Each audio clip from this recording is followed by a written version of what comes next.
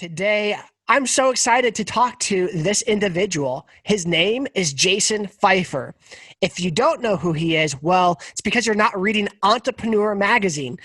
It is an amazing magazine, number one. But two, he is the chief and editor of Entrepreneur Magazine, and he's been there for 5 years, and he's been the lead editor there for 4. Jason, welcome to the Whole Person Podcast. How are you, man? I'm well. Thanks for having me. Good, man.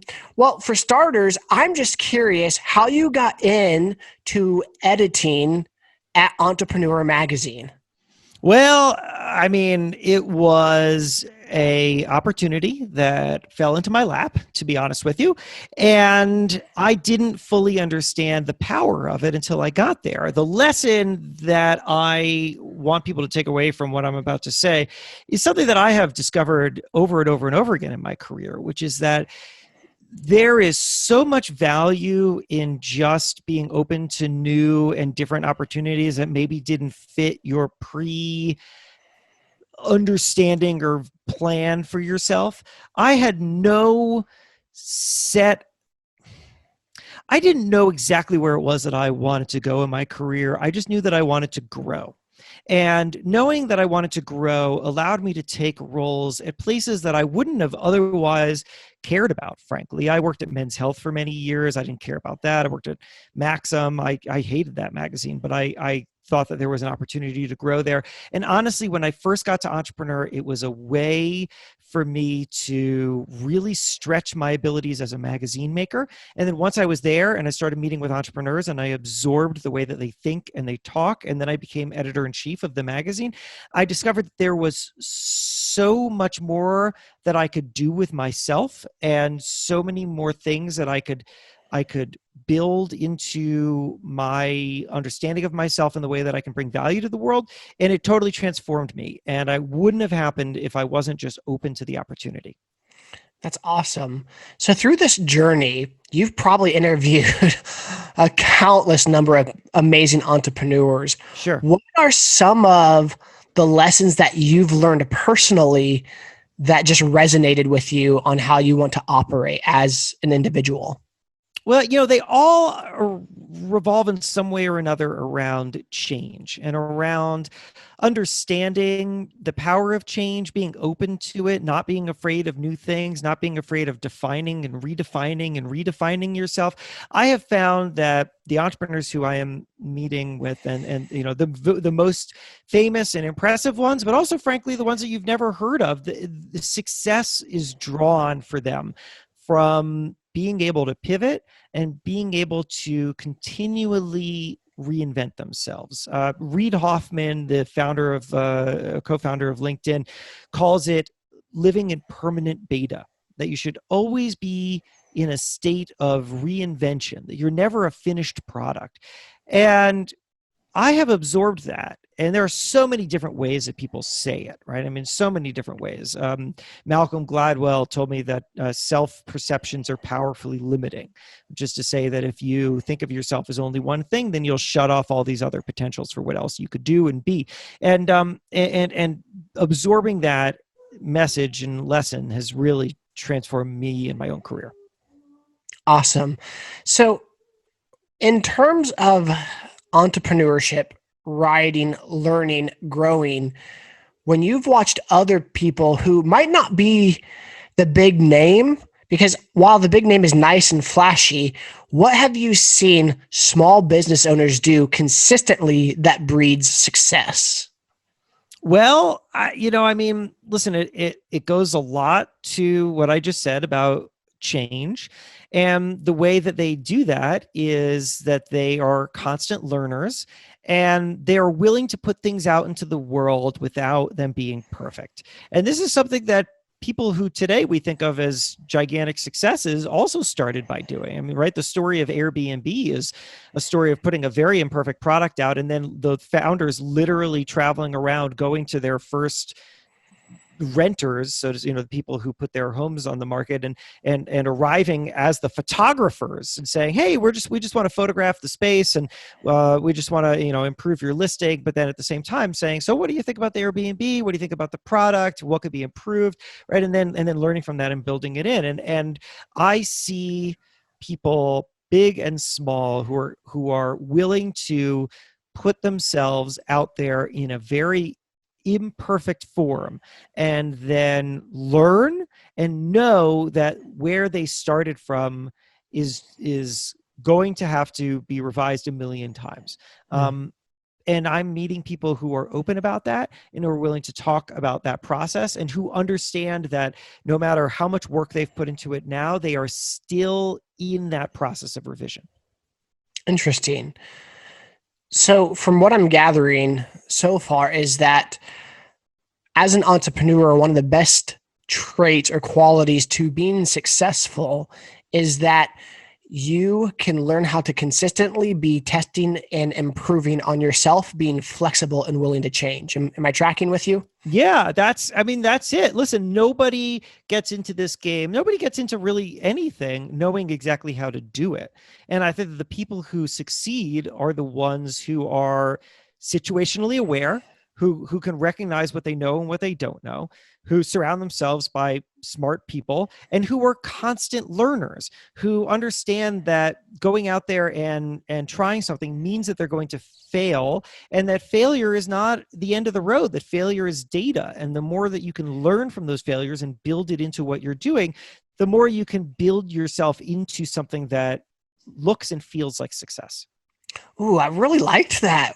Failure is data, which Right. only gives you more lessons, more algorithm, more numbers to see what's being done and how to fix and change. That's awesome. Yeah, I was talking once to Aubrey Marcus, he's got a great podcast called the Aubrey Marcus Show, and he's got a company called On It, and we were talking about how to know whether you're on the right path if you start something, and he said this really great thing to me, which was he said he always advises people to get to their first failure. Like, just start something, get to that first failure, and then evaluate. Not just evaluate what you've created, but evaluate yourself. Are you able to get through this first failure? Are you able to revise yourself, to build, to say, you know what, this idea that I had at the start is not perfect and it needs to change? You need to understand not just the thing that you're making, but you need to understand yourself as well.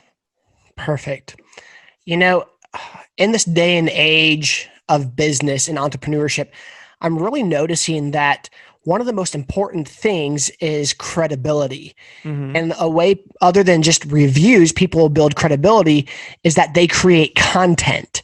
And you can create content like I'm doing through a podcast, through YouTube, through blog, through writing.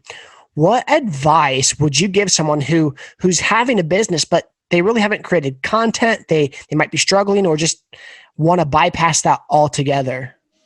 Well, I would suggest that, listen, not every business needs to be producing content, right? It's not, it's like, I know that Gary Vee will just yell content at everybody, but like the bottom line is that you don't necessarily need to do it, but it is a good tool for a lot of people. And the first thing that I would suggest that you do is this is true for anywhere that you create, any time that you try to reach an audience, you need to understand the audience, the needs of the audience, and how you can deliver value to that audience in a way that nobody else is doing. Like, that's the obsession over audience and understanding what they need is the key to creating great content, because you need to know what people need, what people are looking for, how you fit into people's lives. I think that the biggest mistake that people make when they're creating content is that they don't think through exactly who this content is for. And the thing is, there's a lot out there in the world, right? So much so that we're using the word content, which is basically like saying widgets, right? I mean, I hate the word content because content, I think, devalues value. Content is like a little widget that you squirt out of a machine and it just sits there. But that's how we think of it, because there's so much out there in the world. So your goal has to be to understand your audience well enough that you're producing something that transcends content and becomes value. Perfect.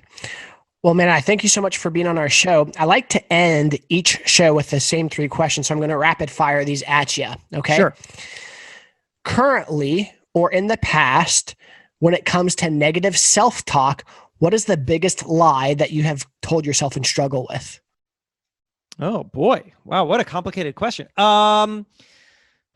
Negative self-talk. I mean, I have to say that I don't know if this is the answer to your question, but I've found that I'm actually excellent at positive talk to myself, and so the lie that I've told myself is honestly probably that I'm better at things than I think that I am. I mean, I like to reward myself by thinking that I'm doing a really good job, and at the same time be very, very, I used this phrase earlier, I'll use it again, situationally aware. I find that instead of hammering myself and instead of overly praising myself, though I will sit back and think about things that I've done well, I like to say, okay, what I just went through is a learning experience. You shouldn't feel good or bad about it. Instead, you should feel like it's going to prepare you better for the next one.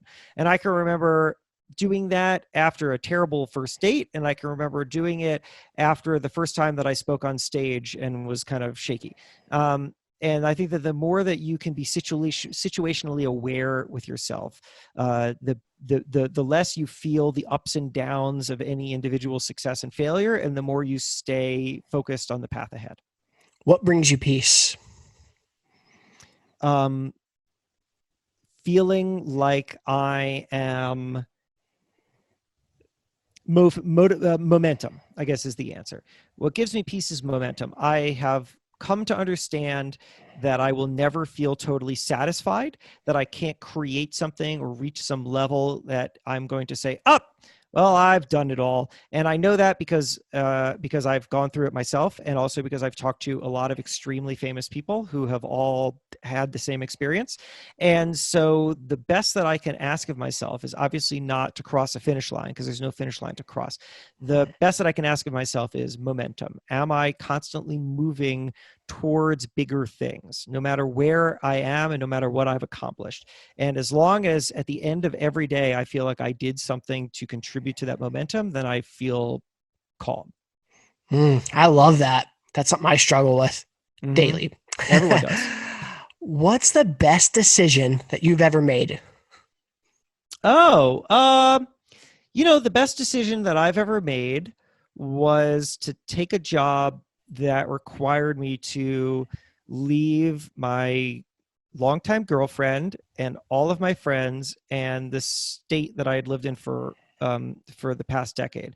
Basically, to leave everything that was comfortable and to move to New York um, for the unknown. Um, I used to live in Massachusetts. I was working at Boston Magazine.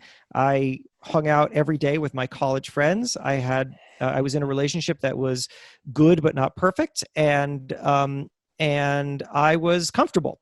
And comfort is a can be a good thing, but it can also be a trap.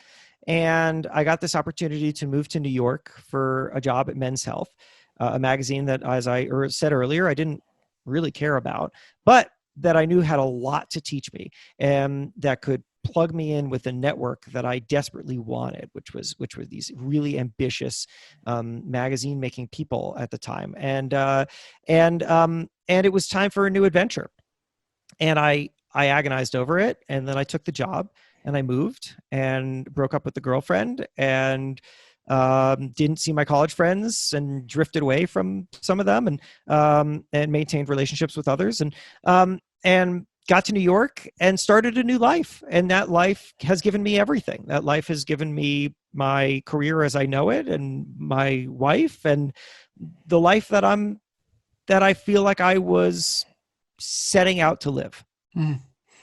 Man, that's awesome. Dude, thank you so much for your time today and coming on to the show. Is there anything that you'd like to plug? I mean, obviously Entrepreneur Magazine. Let's subscribe to that, Sure. people. Right. What about you? Sure. I'll tell you one thing to check out. Yeah, which is I host a podcast called Pessimist's Archive. Pessimist's Archive is not a pessimistic show. It's a show about how the pessimists of the past were wrong and how to be optimistic about the future. It is a deep, richly reported, highly produced audio documentary where I take you through, for example, how the fork was feared and resisted for hundreds of years, but ultimately came to define not just how we eat, but how we think about ourselves. And we dive into why we understand social media all wrong, and why we repeat our cycles of fear across time. And we explore how how pandemics of the past actually created the world that we know now. The idea is to get to know not just change, but the context of change, and to understand how we embrace it and why we fear it, and how to think about how to be resilient for the future. So again, that's Pessimist's Archive, and I'd love you to check it out. Well, I'm definitely going to do that because that sounds amazing. Thank you. Jason, man, thank you so much for coming on to the show today. Have a great You bet. day. Hey, thanks for having me.